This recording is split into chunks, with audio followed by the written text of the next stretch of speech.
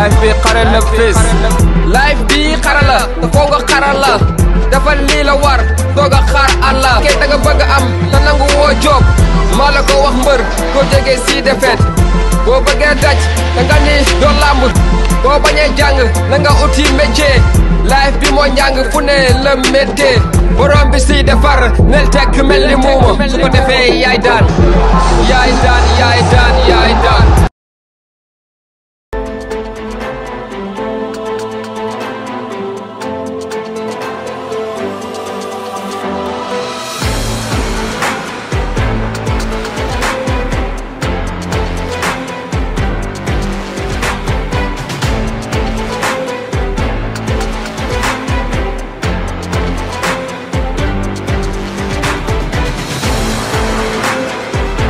Assalamualaikum warahmatullah gars ñoo leen siyaar yéen ñi seetaan seen émission question pour un entrepreneur si Combat Artan TV tey dañu dalal suñu benn grand benn gentleman benn nante grand bu cool nekk fii Fass entreprise mu ngi tudd 3CD tey moom lañ seet si fii ni war def ak moom entretien bi grand ñu lay ziar. maa leen di ziar. leen dalal. leen wax fii seen kër la. yow moom dafa am relation yu particulière yu ñu lié. sama yu ñu boole bëri na. voilà fa laa yem.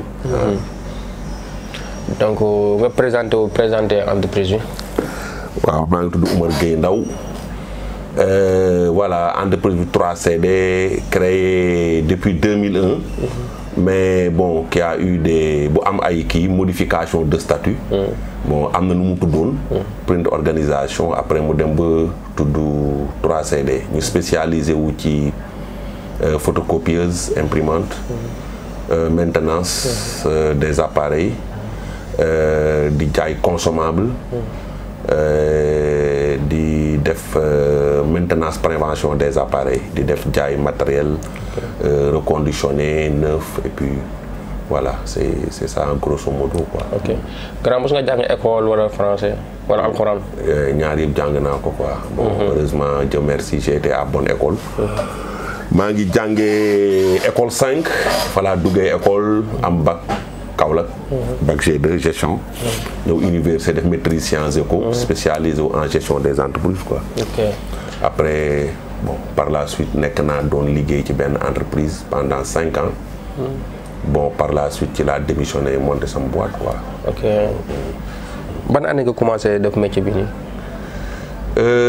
métier bi exercé naa ko comme entrepreneur depuis 20 ans depuis 2001. 2001 laa commencé clopin comme tout début quoi. ok ku nekk ci jàpp bañ a bàyyi. am ay péripéties yu compliquées des hauts et des bas. bon ba tey ñu ngi ci ba léegi jàpp rek bañ a bàyyi quoi. donc y a la passion qui nous guide quoi. maanaam da nga am passion ci bagage yi quoi. est-ce que yooyu mën nga si ñëwaat tuuti pour jeunes yi lay seetaan xam ne affaire yi ñëwul bien naa ci sawar quoi. parce que xam nga àddina dara xëyul sotti quoi. te damay wax toujours jeunes yi ma ne dafa am benn affaire bu important.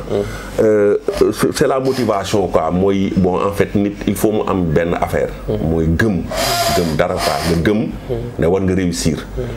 te li ngay def aussi tamit mu nekk loo am passion bu ko def parce que Hegel il dit dans benn citation Hegel dit rien de grand ne s'est fait dans ce monde sans passion. en fait l'homme est la proie des passions. par exemple man dama ne ma nga xam ne photocopieuse. dama ci passionné. il m'arrive d'acheter du matériel bu nga xam ne xam naa ni sax kenn du ko jënd.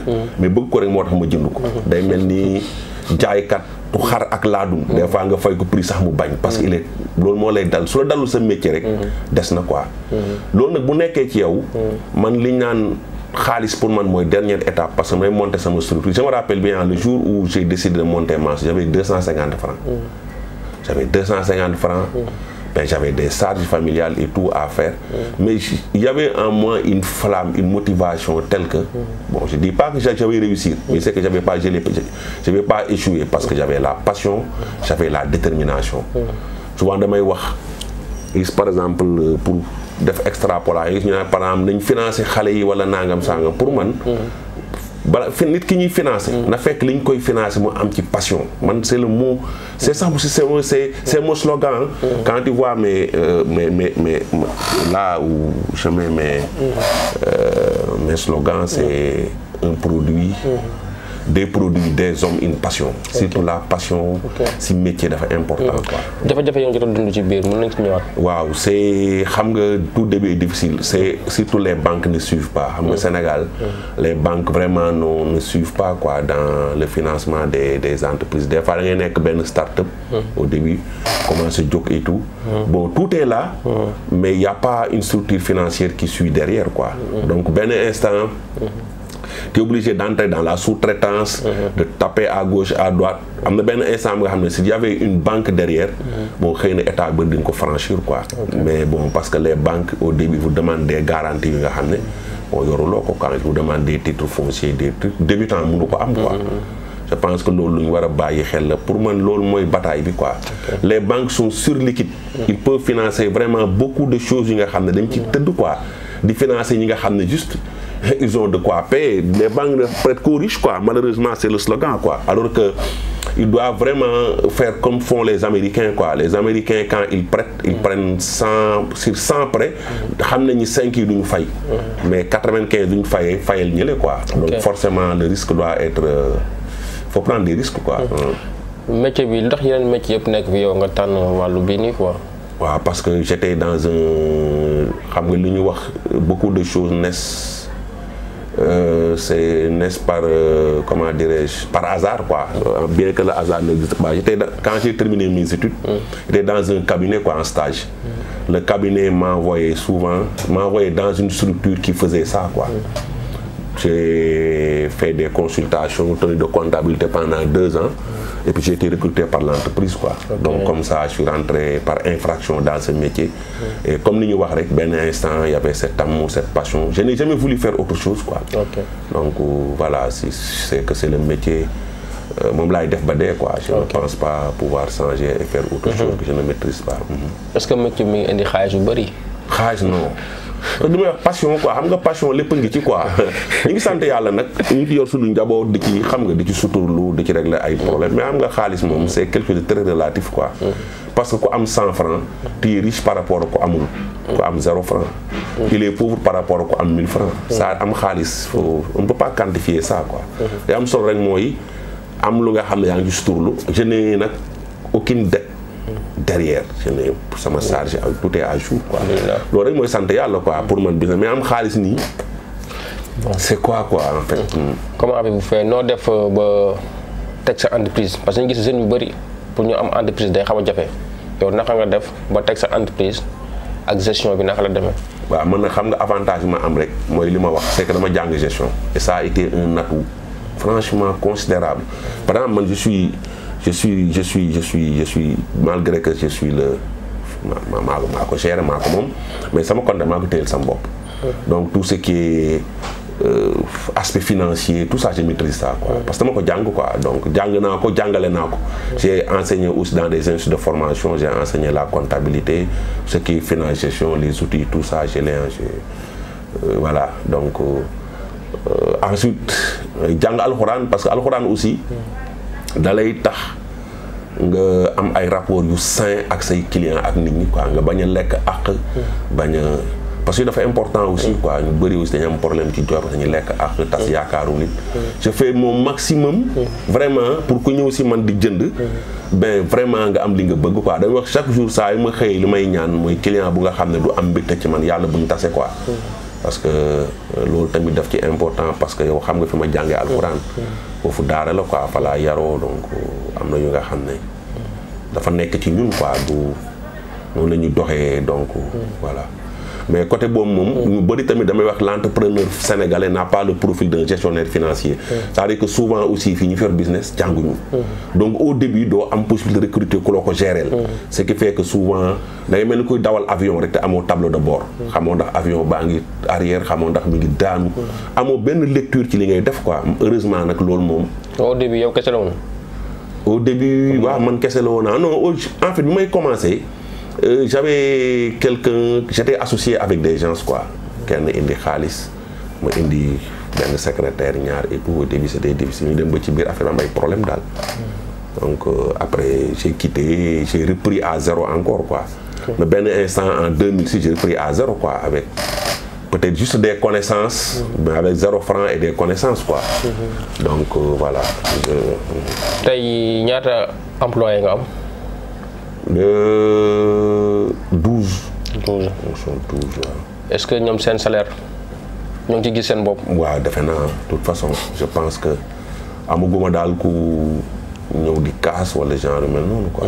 Ensuite man je suis un homme d'affaires très xaw ma nu ñu koy waxee quoi très libéral quoi man en fait je ne mets pas de pression sur mes employés boo fi toogoon tey ba 10 heures xëy see guña ben comme ñun ñoom nag métier bi ñuy def dañ koy soxla ci biti yi ay gars du leen woo bu ma leen xañ seen wërsëg quoi des fois client woo leen mën a leen jël leen gérer dañu ba am seen portefeuille client sax kon di liggéey ci yow quoi bon li am solo rek pour man mooy sama liggéey nañ ko def bon après bon maa leen di fay amiluma kenn 100 francs donc voilà. seen métier bi am na association. non amul association y en a pas enfin à mon avis xamante nañ nag quoi la plupart on se connaît ñi dafa ñëpp xamante nañ on a d'excellents rapports quoi. des fois nga am produit wala client laaj la amoo nga laaj ko keneen doo am yëpp quoi. ok xam nga structure de financement yu état bi ci pour entrepreneur yi. ay comme ay GER wala comme yenn façon. comme yooyu rek. non état bu Sénégal dafa faillir ci côté boobu. c'est-à-dire ma damay toujours ma ne leen su fekkee état bi dafa bëgg a lutter contre le chômage du fekk jeune bu mës a entreprendre nga jox ko xaalis. pour man je ne le dis pas pour tirer la couverture sur nous mais par exemple ñun tey am na fa histoire yi nga xam ne nii tey dem nañ ba dëgër quoi. maanaam état bi mënoon na def benn challenge bu nga xam ne si je te prête 50 millions tu recrutes 5 personnes par exemple. def ko am entreprise mais pour man loolu moo gën a. cohérent nga jox ku nga xam ne ni da nga koy financer 3 millions mu ubbi poulailler xamul luy poulailler def ñaari fan ginaar yi dee et puis mu jeex wala nga xam ne ni boo ko joxee aussi day njëkk a defar boppam doog a xalaat defar entreprise mais bu fekkee nga xam ne ni toog na ba pare nga lebal ko ne ko par exemple tey je te fais un prêt de 100 millions remboursable sur 5 ans par exemple mais à condition que je recrute 10 jeunes mais les gens ils signent parce que ku ci nekk am nga ay extension yoo am sa bopp mais peut-être que les financements et tout c'est pas accessible. mos nga bénéficier ci financement yi. non jamais. à part financement état yi amul beneen structure boo xam ne mos nga ci bénéficier financement. ah non si damay banque dañ may lebal quand j'ai besoin yow awma problème quoi yàgg naa ak ñoom quand j'ai besoin su ma defaree dossier dañ may lebal quoi. aussi maa ngi fay amul problème quoi. yaa ngi fay taxe impôt. bien sûr on paye la douane on paye tout. est-ce que mën nga ñëw si njëriñu impôt pour ñi xam ne duñu fay impôt ñu xam. côté boobu dama ciy wax quoi xëy na nag neexul mais Sénégal tamit. gars yi duñu fay impôt quoi. te xam nga nous sommes dans un pays bu nga xam ne dañu soxla loolu. parce que nous sommes un pays sous-développé. et que volonté fiscale. Sénégal par exemple am na dëkk yoo xam ne fu mel ni ay États-Unis wala genre yu mel noonu. quand tu payes pas les impôts tu es encore tu engages ta responsabilité pénale quoi. mais Sénégal fii moom au moins même bu ñu la retraité dañuy naxante ak yow jàppante ak yow nii ak nii. bon du ma cité am na fi cas bu fi amoon daw ci presse beeg yooyu. ça c'est négocié mooy yeneen dëkk yi nga xam ne nii te duñ ko négocier. donc man je pense que tamit des fois. nga gis nit ñi di maye cadeau wala di dépenser seen xaalis ci ay futilités yi nga xam ne nii tey xëy na. bon boo mën nga fay impôt doo fay dama gis des fois par exemple impôt ñëw fii di laaj patente nga xam ne nii pour 50 000 francs par année ben ils te disent non négocier wax fii jàppante sax ak gars yi waaw ñoom dama gis dañ leen jaral dañ tëj seen place sax waaw bañ a fay te xoolal bu événement na ma yàlla bu événement religieux amoon tey gis ñu génnee seen xaar di rivaliser d'ardeur quoi alors que li ngay joxe foofu sax xëy na boo ko waxoon sëñ bi sax sëñ bi ne la génneel 50 000 fay far pour état bi en réalité le Sénégalais il donne rien à l'état il demande en retour tout à l'état man côté boobu tamit dañuy waxante quoi dëgg yàlla boo dëkk pour mu dox il faut que les gens payent les impôts quoi. kon gars yi ñoo ko déggandoo nañu fay impôts yi voilà. impôt moom dafa waa. est-ce que mën nga ñëw ci rôle maire ci commune. maire. man xam nga man maire booy sunduma ko quoi maire yi daal. de toute façon on paye la patente la mairie man xam man déjà dama am problème mu comprendre le rôle du maire pour séparer ko ak le rôle de l'État. Franchement malgré que je suis intéressé un peu à la politique mais vraiment xaw ma quoi. état ay man surtout comprendre les structures décentralisées seen rôle exactement xaw ma ko quoi. ndax damay gis par exemple voirie bi fii am problème. par exemple Fass boo jëlee quartier yi dafay Fass xam nga nawet. foos yi day toj. état bee ko war a defar wala mairie man problème ma am problème comprendre yooyu. de façon bu dee maire ko war a defar il faut que seen liggéey des na lu bari. kan mooy maire fii. maire bi fii maire. so xam naa ñu ngi xëccoo maire yi maire. non maire si maire non maire Fass Ousmane Ndoye. Ousmane Ndoye la tudd waaw Ousmane Ndoye la. mos ngeen daje. non sax je ne le connais pas. boo amoon tey lu la gën a métti si dëkk bi nga bëgg mu jóge fi lan la doon. lu nga xam ne nii maanaam. lu la gën a métti si dëkk non manque de patriotisme man dama jàpp ne Sénégalais yi bëgguñ seen dëkk daal. man li ma seetlu daal par exemple dama gis ne par exemple Sénégalais mën na tilimal te daf ko def problème daal maanaam gis ku nga xam ne dafay lekk sànni ko quoi maanaam amuñ benn dose de patriotisme quoi. et ñoom pour ñoom même kaas boobu ñu jël lekk wala sànni ko ci mbedd mi état wala maire ko war a for quoi. c'est-à-dire que ñoom duñ def benn effort. wane ni ñoom am nañu rôle bu ñuy jouer quoi li may wax rek à chaque fois ils attendent de l'état alors que yow il faut nga poser wu sa question aussi man qu'est-ce que je peux apporter quoi. c'est important dëkk bi tamit ñoo ko moom quoi. pour man on est né ici. et on compte être enterré ici quoi. donc fi rek lañu am suñ ko yàqee suñ bopp lañ ko yàqal suñ ko. voilà hommes politiques yi sont dans leur rôle quoi li may wax sénégalais yi moom pour man voilà ñu ngi foofu quoi ñoom ak seeni monde bu nga xam ne voilà quoi. grand émission bi mat na. nga tàggatoo. waaw maa leen di jaajëfal. voilà je suis pas habitué devant les écrans de suma kii quoi c'est pas ma facette. y a tellement de choses qu'on peut dire. mais en cachette wax li ngay xalaat parce que Sénégal de lépp la ñuy wax quoi. li nga xalaat it doo ko wax voilà quoi. bon li ci des mooy di leen wax ñu yendoog jàmm. yàlla fi yàlla def jàmm. yàlla am élection yu am ci jàmm. affaire bi mbas mi aussi bi impacté bu baax sunu liggéey. yàlla na ko fi yàlla jëlee ça nous a beaucoup impacté beaucoup vraiment les chiffres d'affaires ont baissé. y a des problèmes état bi aussi ni ma ñoon xaar joxuñu am na ay temps ñu ne wéy man daal en fait daaw affaire bi daal xam naa ni may nañ 17000 daal laa gis ñu wàññi ko sama courant quoi. ministre bi jotoon naa ñu leen bind ne wéy dañuy xaw ma lan def seen affaire pour entreprise yi bon banque bi mu waxoon ne sax fa lañ ko logé boo demee banque bi la man je suis au même niveau d'information que toi quoi c'est que le ministre bi li muy wax en réalité yàgg si mu sox ci ñun ay da ngeen dem seen banque def nañ fa 80 milliards ay wax la quoi. franchement am na xëy nañu jot mais ñun moom. sant yàlla rek waaw fii daal yàlla moo ñu yor quoi. ok mais là yàlla leen gëm di leen jaajëfal. ñoo ko bokk ngeen doog jàmm. vous êtes des garçons sympathiques li ngeen def yàlla ubbil xewal ngeen am seen télévision yu mag. amiin ces émissions sont importantes. pour la jeunesse. ku ci nekk wax sa xalaat rek. donc Sénégal jëm kanam quoi mais li may wax rek mooy nañu. am patriotisme quoi nañ bëgg suñu dëkk quoi nañ fi nangoo sonn. amoon nañ possibilité ñun installé wu Amérique wala Europe wala partout mais on a décidé de rester ici de se battre ici de vivre ici quoi parce que fii la ñuy jàngee. fii la ñuy deewee fii la ñu amee lépp voilà on a choisi de vivre et de mourir dans ce pays quoi. donc dañu war a jaral des sacrifices pour cette génération tey ëllëg malheureusement. Le Sénégalais veut être les témoins de demain. Des fois gars yi di critiquer les grands projets du chef de l'État. loolu mooy defar dëkk. pour man même bu dul ñun génération yi di ñëw mënti bénéficier wu quoi. mais Sénégal day bëgg tout de suite affaire bi sotti tout de suite. y a des gens qui ont versé leur sang. pour les gens pour la future génération quoi. Sénégalais moom day bëgg ceeb bi ñor léegi mu lekk ko léegi quoi. c'est pas. li gars yi Sénégalais xamul luy dem lu pare la xam. ak change mentalité sous-développé quoi. Sénégalais aussi am na croyance yu nga xam daf ñu guddeel ci àll bi daal. pour ñu jëm ko émanciper tuuti quoi. waaw kon gars yi ñoo ko déggandoo. tey suñu grand lañu amoon grand Omar Gueye Ndao nekk PDG 3CD nekk fii ci Fass yor ay imprimante ay photocopieuse affaire yooyu noonu quoi. dégg ngeen gars yi li ko gën a métti mooy manque de patriotisme bi nga xam ne mu ngi ci sénégalais yi kon ñu bàyyi ci xel gën a bëgg suñu dëkk gën a toogaat ci dëkk bi liggéey ci dëkk bi ndax dëkk bi rek moom moo ñor.